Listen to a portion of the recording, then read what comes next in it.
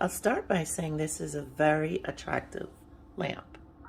I love the asymmetric or the adjustable lamp, and that's it right there.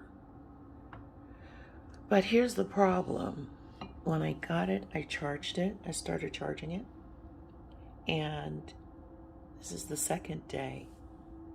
And here's what happens. If you could see, it works. Turn it on, it works great. And the phone charging works here. But here's the problem.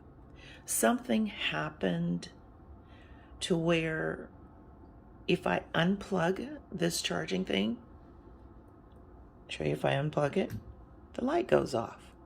So something's going on with the light. Other than that, I would have loved for this to work, but I'm just going to have to figure out how to use it while it's plugged in.